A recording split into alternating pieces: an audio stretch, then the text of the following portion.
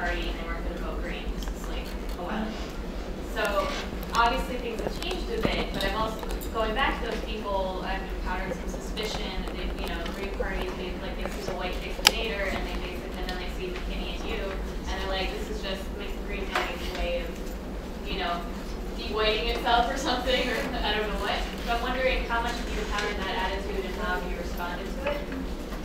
Well, I mean, first, Nader's not a Green Party member. Not anymore, but I mean, like, I mean, he's not. He hasn't been. I mean, I think that's important. He left the party.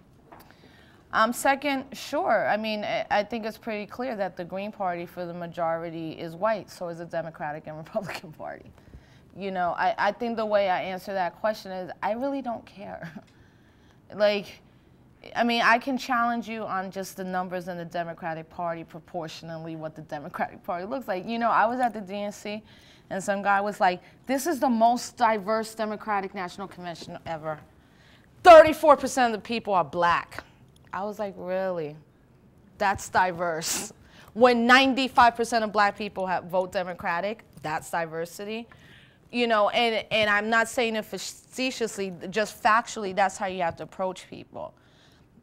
And then they got to make their own choice. Well, this is what I told people after Chicago. I am not trying to change particularly people's minds that may be set on another party.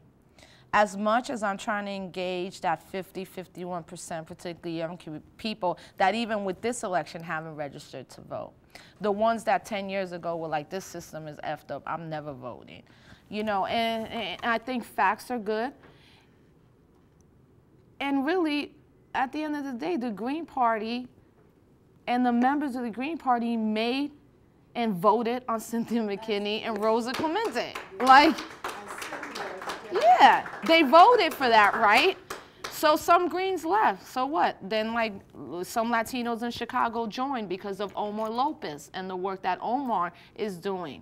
And we had a great article out there talking about browning the Greens. Because see, what needs to happen, what is happening right now is the immigrant movement has been removed from any discussion. When's the last time you heard immigrant anything? Except we hear every day about the raids. That's the people I'm trying to target. You know, systematically targeting the Asian community. Because particularly within hip hop, that's where you find the most discussion about race amongst even Asians. That every Asian is not minority Asian, it's not this minority model. There's mass Southeast Asians that are dealing with racism left and right up in this country, institutional kind of stuff. Our Native American brothers and sisters.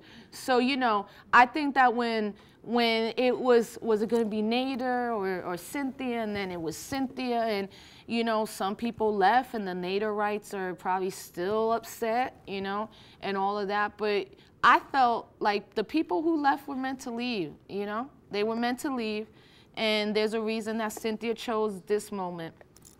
So, you know, those are kind of some of the ways I tend to answer that stuff.